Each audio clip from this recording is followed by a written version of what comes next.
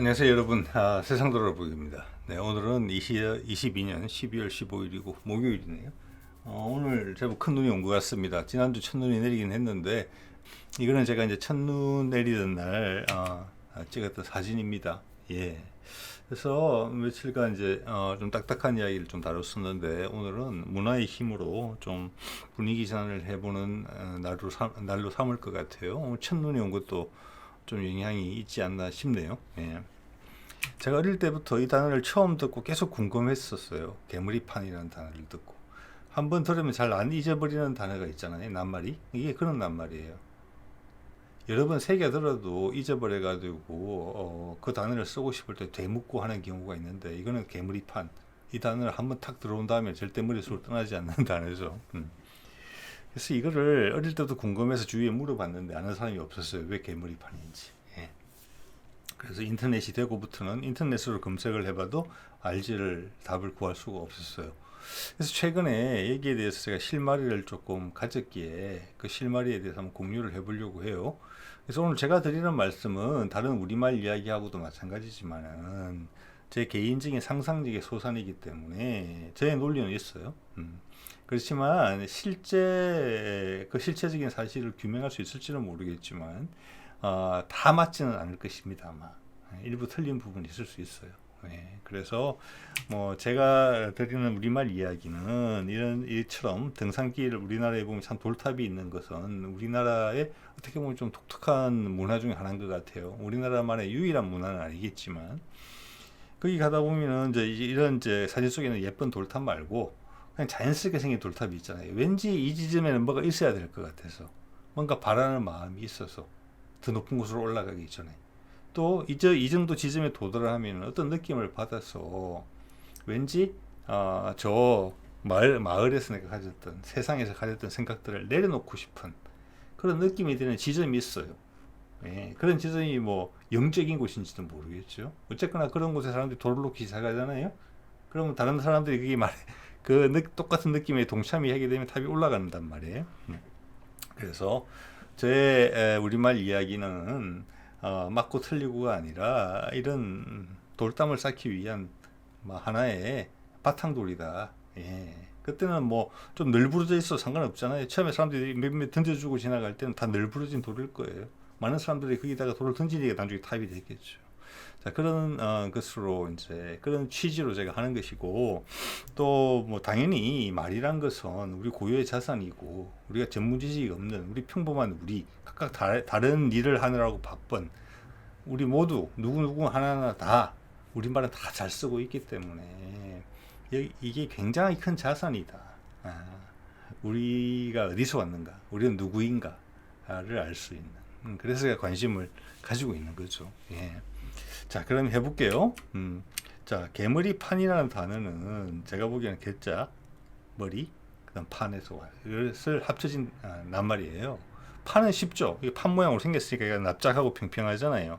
그래서 이게 이제 문제가 되는 것은 개자하고 머리자인데 머리는 저는 우리가 지금 생각하는 머리하고 같다고 봐요. 개자를 좀 파악해야 되겠죠. 개자를 파악하면 전체적으로 의미가 통해요. 그래서 이제 개자부터 한번 시작을 해보겠습니다. 예. 자, 개자는 예전에 제가 다룬 바가 있어요. 보여드리는 단어들을 보면 개가 이런 용도로도 예전에 많이 사용됐구나. 요즘은 이렇게 낱말이 만들어지는 것 같지는 않아요. 근데 우리 조상들은 이렇게 용도로 많이 썼었기 때문에 단지 지금처럼 멍멍이만을 뜻하는 개가 아니라 옛날에는 개가 이런 용도로도 많이 사용됐구나라고 느낄 수 있어요. 이걸 한번 보시면은 느낌이 오시죠, 그죠? 살구 같은데 먹으면 못 먹는 거. 예. 복숭아 같은데 먹으면 못 먹는 거. 그 떡 같은데 그냥 썩은 감자로 만든 떡, 개떡이다. 긴 거 같은데 아닌가, 가짜. 속았다 이런 표현이 들어있죠. 그럼 이 개자가 어디서 왔느냐? 강아지에서 온 건 아닐 거 아니에요. 지금 이게 그죠? 네. 그러면 저는 이걸 이제 가죽에서 왔다고 보는 거죠. 가죽. 지금 가죽으로라는 의미로 쓰이는 단어 중에 개자랑 비슷한 게 갓밭이에요. 갓신. 가죽이란 씨. 가죽이잖아요. 기역, 지역 다 들어있잖아요. 가죽을 줄인 게 갓이에요, 그냥. 그죠? 예. 지금 가죽이라고 쓰고 있죠. 옛날에는 갓이라고 썼다는 거죠. 자, 가짜, 자, 가죽이라는 것은 제일 거칠한 의미가 돼요. 경계선이라는 의미가 되고, 또 하나 여기서 이제 조금 더 추상적인 의미가 흘러나온다면은 안과 다른 바퀴다. 겉모습이다. 겉모습만 그렇다. 겉모습으로 내용을 유추했더니 그 내용이 아니더라. 그래서 앞에 썼던 게살구, 개복숭, 개떡이다. 그런 거잖아요. 겉은 그럴싸했는데 그걸 기대하고 내용을 들여다봤더니 그렇지 않더라. 그런 의미가 충분히 파생이 돼 나올 수 있는 단어예요. 가죽이라는 단어가. 그죠? 그래서 저는 여기서 이게 나왔지 않았을까라고 추측을 해보는 겁니다. 예. 처음엔 순수하게 가죽이라는 뜻이었겠죠. 예. 자, 그러면 가죽이라는 단어밖에 없는 게 아니에요. 우리가 늘 쓰는 낱말, 우리가 살갑게 느끼는 단어에도 남아 있어요. 살갗이 바로 그 흔적이라고 생각합니다. 살닭이 가시라고 생각해요. 네. 살 위에 덮인 가죽이에요. 사람의 살 위에. 보통 살은 사람한테 이야기하죠. 사람의 그 부분을 살이라고 하죠. 그 다음 갓. 자, 말씀드린 것처럼 가죽이라는 단어를 같다고 봅니다. 그래서 이게 경계라는 의미가 있어요. 네, 경계. 즉, 외곽의 한계. 그런 면에서 이 단어가 어떤 식으로 또 흘러나갈 수 있느냐면 갓길이라는 표현이 될 수 있어요. 예. 즉 한계선, 경계선에 딱 붙은 길이죠. 저거 밖으로 나가면 낭떠러지잖아요. 그래서 갓길의 의미가 그거거든요. 예. 길은 길인데 가장 바깥쪽의 길. 자, 이게 표준말에서는 뭐라고 부릅니까? 또 가장자리라는 표현이 많이 있죠. 가장자리. 그 가도 여기서 흘러나왔다고 해요. 살갗하고 뿌리가 같다고 보고 앞에 갓바치하고 뿌리가 같다고 보는 거예요. 그리고 이제 의미가 달라져서 그렇지 원래는 게살구, 개복숭, 개떡의 그 개의 뿌리와도 같다. 그러면서 의미가 파생이 돼 나오면서 발음을 다른 것을 취했다. 이렇게 본다는 것이죠. 또 가세라는 표현이 있고 지금도 뭐 일부 지역에서는 가세라는 표현을 쓰기도 하죠. 저도 어릴 때 가세라고 그랬고 가시개라고도 했습니다. 뭐 그리고 지금 이제 표준말로는 가위라고 하죠. 이게 뭡니까? 경계선을 결정짓는 도구예요. 맞죠? 옷을 자를 때, 재단할 때, 그 경계선을 자른 다음에 반지를 할 수 큽니다. 경계선을, 즉 가를 우리 뭐 저기 일부 지방에서는 아직도 가장자리를 가라고 그러죠. 예, 가로 가라. 예, 가를 정하는 도구, 가시개. 그게 가위가 된 것이죠. 자, 아까 말씀드린 것처럼 이렇게 가죽이라는 뜻에서 나와서 경계선 이라는 단어를 가질 수도 있고 물리적으로 또는 겉과 속이 다르다라는 의미의 의미로도 약간 추상적인 의미로 파생이 될 수 있어요. 그래서 추상적인 의미는 가짜가 된 것인데 결과적으로는 그건 개라고 발음을 했고 물리적인 의미를 나타내는 것은 갓이나 밑에 시읒이나 지읒 상황에 따라서 그렇게 정착이 된 것이 아닌가. 그래서 이제 가짜를 제가 설명을 해본 거예요. 그것의 한 예가 이것도 이 의미를 어디선가 제가 읽고 상당히 이제 기뻐했던 기억이 나는데 가시네라는 말을 참 이해하기 어려웠다. 일부 지역에 남아 있죠. 이 말을 많이 쓰죠. 계집애라는 말보다는 이 말을 훨씬 많이 쓰는 지역들이 있습니다. 이 말이 도대체 어떻게 왔을까? 그런 지역에서 쓰는 남자아이를 가리키는 말은 머슴한데 머슴아는 머슴아이니까 이해가 돼요. 쉽게. 근데 가스나는 도대체 어디서 왔을까? 저는 이가 읽은 그 내용을 여러분한테 이제 전달드리는 건데 이 말이 저는 공감이 가요. 가짜는 가짜는 가짜에서 왔다는 거죠. 제가 좀 전에 말씀드린 그거. 그 다음에 사내다. 가짜 사내다. 왜? 나라를 잃었을 때 처녀들을 많이 바쳤어야 되는데 그럼 그때 옛날이니까 뭐가 이겠습니까? 길에 보이는 대로 잡아가는 거잖아요. 그래서 옛날 평민들이 뭐 한참 노동력이 있는 아이들을 집에 가둬놓을 수도 없는 상황이고 그래서 여자애들이 바깥에 나갈 때는 남장을 해서 보냈다. 그래서 가짜 사내 아이다. 그 말이 줄여서 가시네가 됐다. 자, 이런 이제 이것도 이 제안을 한 사람도 누군가 제안을 했겠지요.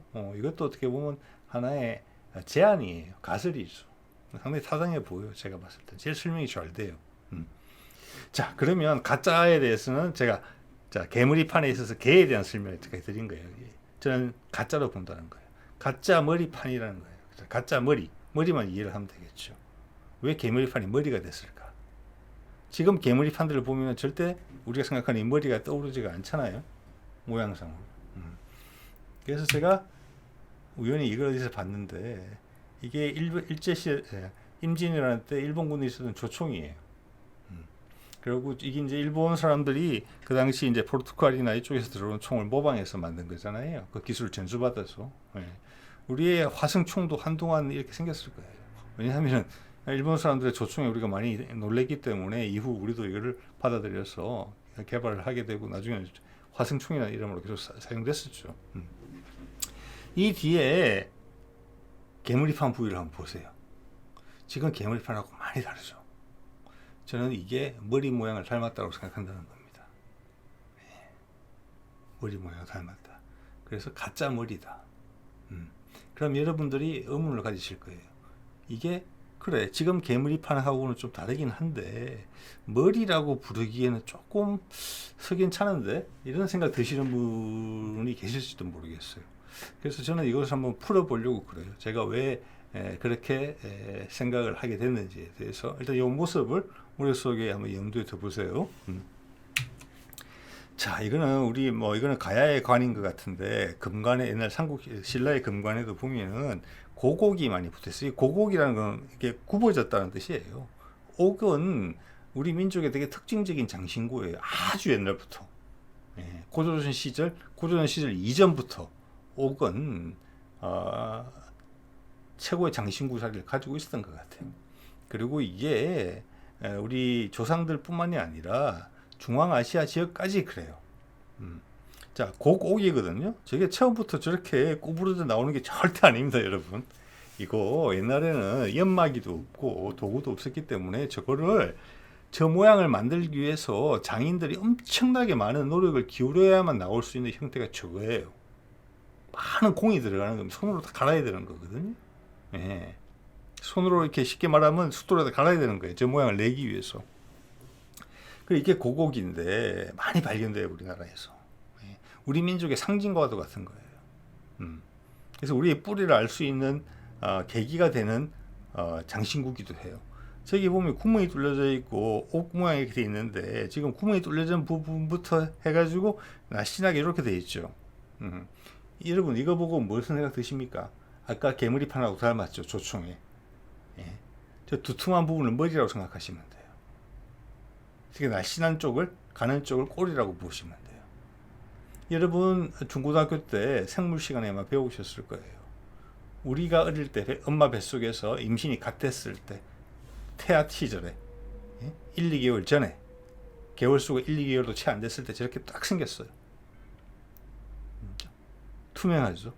그것은 이 지구상에 존재하는 모든 동물들이 그래요. 도롱뇽도 그렇고 올챙이도 어릴 땐 저렇게 생겼고 심지어 식물의 배아, 그죠? 우리 가끔 큰 씨를 이렇게 짜게 보면은 쪼개 보면 가운데 배아가 돼 있어요. 땅이 싱고졌으면은 나중에 자랄 때 성장하게 되는 새끼 묘목 같은 게 가운데 들어있죠. 그 묘목도 이렇게 생겼어요. 자, 이거는 뭐냐? 동식물을 아우르는 새로운 생명의 상징이에요. 이렇게 펴지면서 뚫고 올라가는 거예요. 큰 생명이 되는 거예요. 그래서 이 나무를 상징하는 관에다가 열매도 달려있지만 새로운 싹을 상징하는 새로운 생명을 상징하는 옥들을 걸어놓는 거예요. 저 구멍을 낸 부분, 저 부분은 눈이 되는 부분이에요. 그래서 이렇게 시작을 했고 이렇게 시작을 해서 거기 그 당시 그 소속돼 있는 옥을 사용하던 그 집단들의 숭배 대상에 따라서 저게 나중에 발전을 해서 곰이 될 수도 있고 용이 될 수도 있고 이렇게 가는 거예요. 자, 그래서 이게 우리 문명의 상징 중에 하나다. 옥은 생명을 상징한다. 저 눈에 지금 구멍이 난 부분, 저 부분이 머리다. 나중에 생명이 크게 되면 저기 머리가 되고 눈이 되는 부분이다. 그래서 개머리다. 왜? 조총의 뒤에 개머리판 부분이 여기를 닮았으니까 살짝 구부러져 있으면서. 그때는 우리한테 직감적으로 사람들이 그게 왔다. 그래서 이거 야 머리긴 머리인데 가짜다 이거. 사실은 총이니까. 그래서 개머리가 된 것이다. 가짜 머리. 그렇지만은 그런 단어와의 인연이 그런 낱말과의 인연이 끊어지는 우리는 지금 와서는 머리도 모르겠고 개자도 모르겠고. 자, 그래서 제가 감히 그 얼개를 한번 아무도 안 하길래 한번 맞춰봤습니다. 참고가 되시길 바라고요. 자, 이렇게 상징으로 이제 옥 이야기를 하다 보니까 옥에 대한 이야기들이 몇 개가 걸려요. 그래서 그 이야기까지 좀 같이 해보려고 해요. 그러니까 우리의 상징이라는 말씀을 드렸어요. 그리고 우리만의 상징이 아니고 중앙아시아 전체의 상징이다. 우리 민족의 원류와 상관이 있다. 이런 말씀을 드렸어요. 그 흔적을 볼 수 있는 것이 이런 거예요. 여기 이제 MBC, 대구 MBC 무슨 다큐에서 본 화면인데 일본의 신사에 있는 상징이에요. 이게 좀 전에 보신 개머리하고 벽에 비슷하죠. 예, 고곡하고 비슷하죠. 고곡을 모시는 일본 신사예요. 이게 신성시 됐어요. 당시에는. 예. 옆에 보이시죠? 달린 소중한 걸 다 그려놨어요. 여기다가. 옆에는 제가 봐서는 곡식 같아 보여요. 벼일 수도 있어요. 예. 거기다가 새로운 생명 2개. 잘 자라라는 뜻이죠. 이게 핵심이고 그 결과물이 오른쪽에 양쪽으로 보이는 곡식이죠. 똑같이 생겼죠. 예. 이거를 일본에서는 신으로 모시는 신사까지 있었던 거예요. 예. 자, 그리고 이거는 저기 독립문에 있는 그 태극기 문양이에요. 양쪽에 하나씩 있죠. 엉켜 있는 거죠, 지금. 예. 두 가지 배아, 두 가지 싹, 두 가지 곡옥이 뭉쳐져 있고, 저 때문에도 이제 그 옥이라는 생명이죠. 생명이 역동적이잖아요. 그게 우리 뿌리인데, 생각의 뿌리고, 그걸 숭상했는데, 하늘과 더불어서, 그죠? 예. 그래서 하늘이란 태양 안에, 또는 달 안에, 저런 생명이 싹 터나오는 거잖아요. 알이죠, 알. 그래서 태양을 알이라고 하잖아요. 예. 자, 알맹이의 알 그거죠. 예. 알짜배기 알. 거기에 저게 파생이 돼서 저게 이제 음양 이론으로 나중에는 갈라져 나오는 것이죠. 하나는 음이고 하나는 양이다. 우리 인간이 느낀 바를 저기 이제 투영하기 시작하면서 추상화가 된 거죠. 그게 나중에 태극 문양이 된 거예요. 예. 그렇기 때문에 이 태극 문양이 중국 것이다. 음양 이론이 중국 것이다. 이렇게 말할 수는 절대 없는 부분이라고 저는 봅니다. 예. 그냥 좀 양보하더라도 동양의 공통된 정신적, 철학적 산물이에요. 저는 우리가 그 뿌리일 가능성이 높다고 보지만, 뭐, 그런 주장은 또 다른 편에서 한번 해보도록 하겠습니다. 그래서 이게 내용에 보면은 이걸 검색을 하다 보니까 이게 고태극 문양이라고 볼 수 있는데 이게 중국식이다. 왜 독립문에다가 중국식 태극기 문양을 넣었냐. 이렇게 해서 비판하는 목소리가 있던데, 절대 그건 잘못된 것이라고 봅니다. 처음에 옥 모양으로 등장한 것이 태양, 달과 더불어서 알 속으로 들어가면서 음양이 합쳐진 것이지. 음양이라는 개념이 갈라져 나온 것이죠. 예. 그러면서 지금의 태극기 문양으로 더 추상화된 거예요. 색깔까지 가서. 예. 소위 말하는 오방색이라는 게 가비가 되면서. 그러면 근데 오방색이라는 게 뭡니까? 거기다가 5개의 방이라는 거죠. 중앙까지 포함해서 동서남북. 색깔까지 관여되는 것이죠. 그 추상화의 포가 넓어지는 것이고 이제 철학적인 면모를 갖추게 되는 거거든요. 그건 나중에 주역으로 가는 거 아니에요. 주역의 괴들이 주변에 둘러져 있는 거니까. 예. 이거 중국 거라고 말할 수 절대 없습니다. 중국 것이라고 말할 수가. 중국 사람들도 자꾸 더 알려지기를 두려워하는 그 만주 지역의 홍산 문명, 전 세계에서 가장 빠른 것으로 짐작이 추정이 되는 그 문화, 청동기 문화. 예. 거기서부터 이미 옥이 이런 형상으로 사용되기 시작했고, 그게 이후 이런 식으로 정리된 것이며, 우리 사상의 그냥 뿌리로서 상징화 정리가 된 게 이런 태극기라고 보시면 돼요. 우리는 그걸 국기로 사용하잖아요. 지금 중국 국기 보세요. 예, 그런 흔적이 전혀 없잖아요. 예, 그들의 뿌리가 아니라는 반증이기도 한 것입니다. 하나의 참고 자료로서. 네.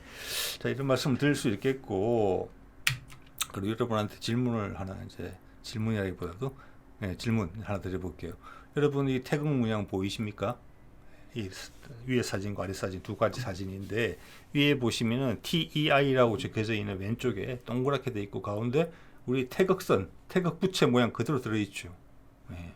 그 밑에 사진에도 문양에 보면은 태극 문양이 있고 눈까지 찍혀져 있죠. 예.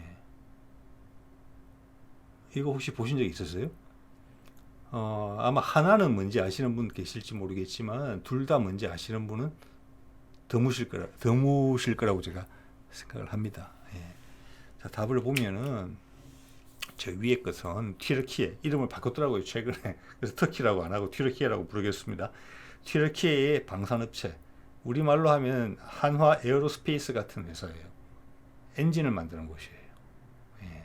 그 튀르키예도 요즘 엔진을 국산하기 위해서 노력을 많이 하고 있거든요. 그 업체의 로고예요. 거기에 예, 태극 문양이 들어있는 거예요. 밑에 거는 몽골 국기예요. 태극 문양이 들어있는 거예요. 국기에. 그죠? 아까 말씀드렸죠. 중국 국기에는 태극 문양 없잖아요. 일본 국기는 오히려 비슷하다고 말할 수 있어요. 왜냐? 큰 판 위에다가 태양을 상징한 것이거든요. 그 테마는 옛날부터 태양을 숭상하던 중앙아시아 문명의 흐름에서 공유되고 있는 거예요. 중국은 그렇지 않아요. 자, 저 멀리 터키까지 우리를 형제의 나라라고 부르죠. 몽골도 우리를 형제의 나라라고 부르죠. 우리는 그걸 얼마나 반가워하는지는 잘 모르겠지만 일본 국기도 따지고 보면 우리랑 비슷해요. 그래서 이것이 중국이 원류다라고 말할 수 없는 또 다른 반증이기도 해요. 예. 그래서 태국 문양은 그렇다고 또 우리 것만도 아니에요. 우리 늘 태극기를 보면서 이게 어디서 왔는지 궁금해한 적은 별로 없잖아요. 예. 그래서 우리가 쓰는 태극기는 우리가 생각하는 것 이상으로 아주 심오한 그 사실들을 감추고 있는 그런 상징책이라고 볼 수 있을 것 같아요. 예. 자, 그럼 또 다른 주제로 하나 넘어가 볼게요. 일본 이야기가 나와서 드리는 말씀인데, 이게 아마 부산 쪽에 어떤 신문에 독자 투고란에 올라온 내용인 것 같아요. 이 내용이 뭐냐면 보시다시피 현해탄이란 말 여러분 들어보셨죠? 현해탄. 예. 즉 우리 지금 많이 쓰이는 말로는 대한해협이라고 부르는 거. 즉 부산하고 일본 사이에, 규슈 사이에 있는 바다를 일본에서는 현해탄이라고 한자로 씁니다. 그래서 지금도 우리나라 사람들도 현해탄이라는 말 쓰는 사람들이 종종 있다. 그리고 그렇게 쓰는 것이 되게 유식해 보이는 것 같이 느끼는 것 같다. 근데 그건 일본 사람들이 쓰는 말이니까 잘못된 거다. 이 말은 쓰지 말아야 된다. 이게 독자 투고란의 취지예요. 자, 그 오른쪽에 보면 현해탄 돼 있는데, 현은 검을현, 바다 해자, 탄은 여울탄자예요. 여울탄. 물이 빠르게 흐르는 곳. 여울탄자인데, 저 의미를 굳이 해석을 해보자면은 현, 검을현인데 그냥 거무튀튀하는 검은 게 아니죠. 한자의 현자는 뭐냐면 심오하고 깊은, 뭔가 내가 이해하기 어려운 뭔가 깊은 것을 가진 그런 색깔이에요. 그런 바다예요. 신령스러운 바다, 이렇게 표현하는 게 맞을 것 같아요. 예. 근데 탄이다, 좁다라는 뜻이에요. 좁다.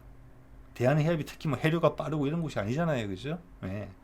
그런데 우리는 발음이 현해탄으로 되는데 일본 사람들은 이게 어떻게 읽느냐 봤더니 이 투고란에 나오는 내용이에요.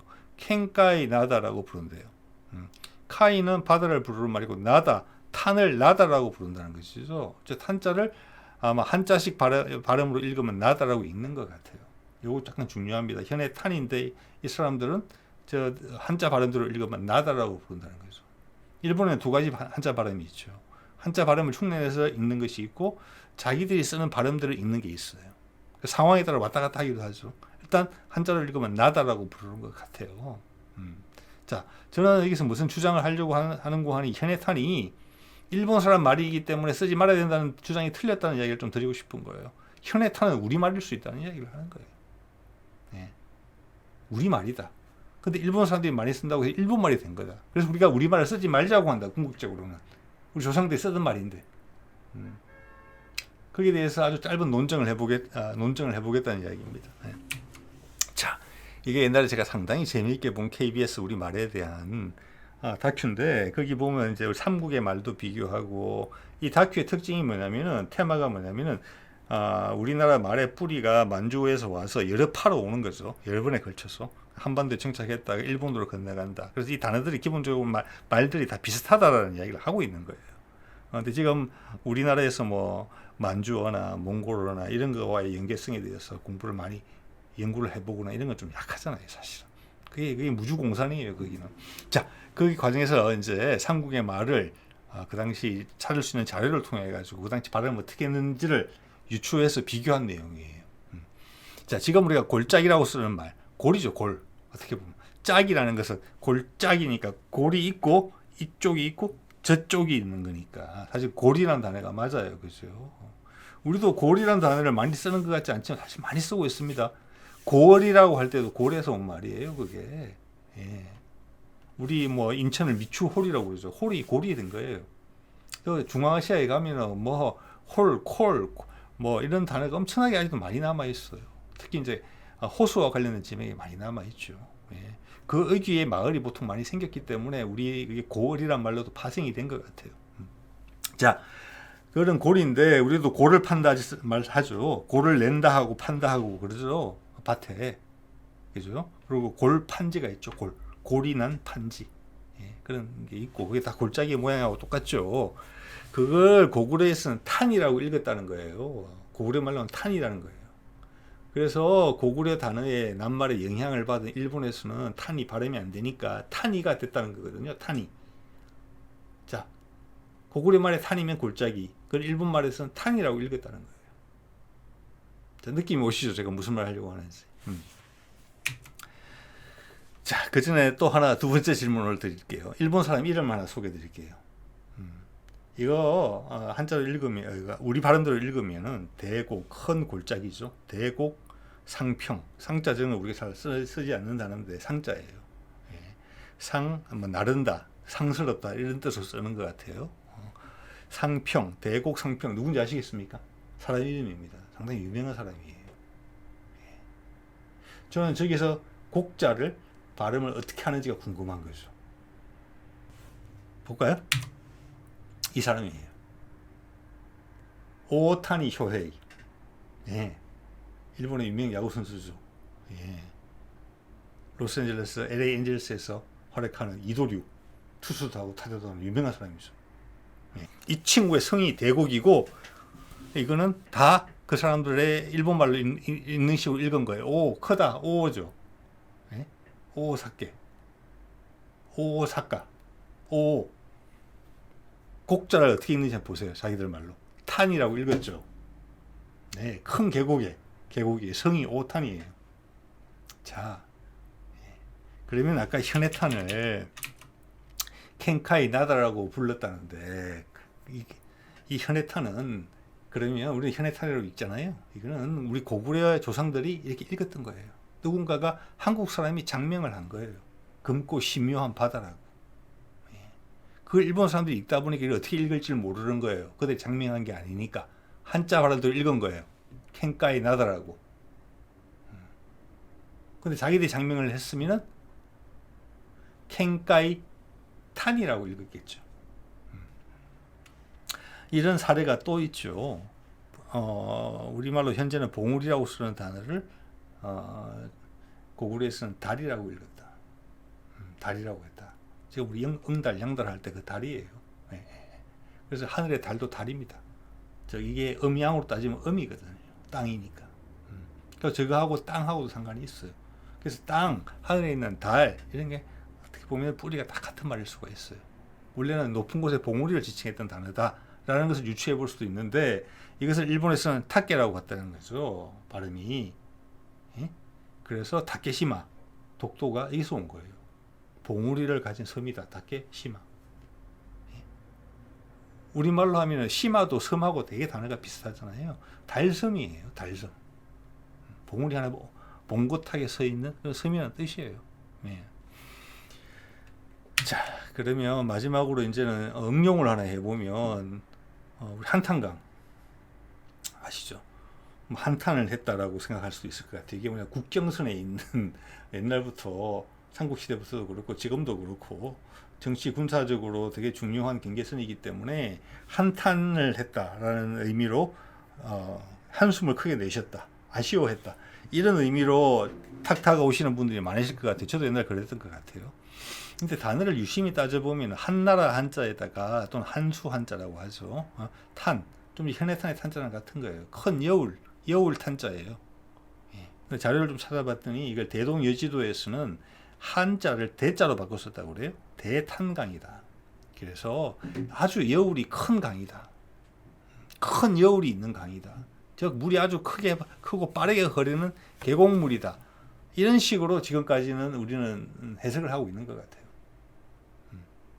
그런데 좀 전에 현해탄, 고구려의 탄을 생각을 하면은, 그리고 한탄강의 모습을 여러분 보신 분들이 있으실 거예요. 그러니까 용암 지형에다가 가운데 물이 흘렀기 때문에 끝까지는 절벽이 많아요. 큰 골짜기예요, 사실은. 그래서 옛날 고구려 사람들이 그것을 큰 계곡으로 이루어진 강이다, 한탄이다, 큰 계곡이다, 그렇게 불렀을 가능성으로 이해가 되는 거예요. 여울 이전에. 여기서 여울 탄자라는 것은 원래 계곡을 뜻하는 탄이 있었고, 그것을 한자화 시키는 과정에서 등장한 한자일 가능성도 아주 높아요. 자, 이 이제 대자 그 한으로 쓰였는데, 여기서 이제 알 수 있는 게 한탄강이라는 게 이제 대동 예지도에서 이야기한 것처럼 한자라는 게 큰이라는 뜻이다. 지금도 중국말 보면은 헌이라고 하면은 한자는 물론 이 한자를 쓰지 않지만 발음으로 봤을 때는 많다, 크다라는 뜻으로 쓰여지는 말이고 엄청나게 많이 쓰여지는 말이죠. 그 똑같은 말이 우리한테는 한강 이렇게 쓰이는 거예요. 거기도 한자는 한나라 한자죠. 그리고 한국, 삼한 이럴 때는 또 아래쪽에 오른쪽에 보이는 저 한자를 쓰죠. 여기서 어떤 한자를 쓰는지 아무 의미가 없어요. 여기서 중요한 건 발음이에요. 중국도 마찬가지예요. 중국도 왜 한나라가 저 한자를 쓰는지 몰라요. 그래서 한나라 한자로 이야기하는 거잖아요. 우리는 그걸 다 설명할 수 있어요. 거꾸로. 저 한자는 우리의 의미, 우리가 지금 쓰는 큰 자랑 같은 것이다. 큰. 또는 한 것이라고 할 때, 양이 많다고 할 때 한이라고도 쓰죠, 우리가. 그래서 중국말을 우리가 다 설명해 줄 수 있어요. 중국 사람들이 이해하지 못하는 것을. 저 단어가 하나라는 말하고도 같습니다. 유일한 것, 하나, 귀한 것, 큰 것, 그것도 한 개예요. 한 것이고. 그게 위에 가면 뭡니까? 하늘. 하나밖에 없는 거죠. 그만큼 소중한 거. 그리고 심지어 삼국시대가 있기 전에 우리는 이미 삼한이라고 있었잖아요. 여기서 무슨 한자가 쓰는지 상관이 없어요. 지금도 많은 분들이 짐작을 하고 계시겠지만 삼한체제라는 것이 우리 한국 사람한테는 삼자라는 의미가 아주 각별하죠. 고조선 시대에도 전 광역을, 고조선이 이제 경영하던 광역을 세 개 지역으로 나눠서요. 마한, 변한, 진한 이런 식으로. 그래서 고조선의 이제 뭐랄까 흥망성쇠에 따라서 그 지역이 왔다 갔다 축소, 이동 이렇게 됩니다. 그 옛날 수천 년 전부터 한이라는 말은 있었어요. 한자가 없었을 때부터. 그죠? 그러면 중국의 한나라도 거기서 온 거예요. 한나라는 큰 나라라는 뜻이에요. 우리 한강이 그렇게 써 있는 것처럼. 대한민국, 크고 큰 민국, 민초들의 나라. 그렇게 되는 거죠. 중국의 한나라도 여기서 온 거죠. 한나라 다음 한참 뒤에 우리의 이제 고려 시대에 등장한 중앙아시아 세력, 원나라를 만든 몽골, 전 세계를 점령하면서 각 지역마다 뭘 설치했습니까? 칸국을 설치했죠. 칸국을. 한국이에요, 한국. 지금도 한국이라고 한자로 표기할 때 쓰는 경우가 많아요. 지금 우리 한국이랑 똑같아요, 한자가. 우리 한국이 거기 있었습니까? 아닙니다. 우리는 큰 나라예요, 큰 나라. 그러면서 다 설명이 돼요. 시기적으로도 우리가 그 말을 제일 빨리 썼어요. 큰, 이 단어를. 근데 그걸 이제는 한자로 사용됐다고 우리 한자의 연원을, 한자라의 큰 자의 연원을 중국에서 찾고 있는 꼴이에요. 일본 사람이 쓴다고 그래서 일본 말인 줄 알고 우리 그거 쓰지 말자고 말할 정도로 소심해져 있는 거예요, 지금 우리가. 그 단어는 저기 아까 고곡에서 옥에 의해서 보셨지만 터키에까지 그 흔적이, 태극 문양의 흔적이 남아 있는데 우리는 한반도에서 위축돼서 찌그러져 있는 상태에서 그것도 모질라서 반으로 쪼개져 있는 상태에서 우리끼리는 잘 살자, 이거면 된다 라고 이미 갈라파고스화가 많이 진행되고 있다는 것, 위험수위에 도달해 있다는 것을 우리의 말을 좀 되돌아봐도 느낄 수 있습니다. 예. 자, 오늘은 이 정도 하겠습니다. 네.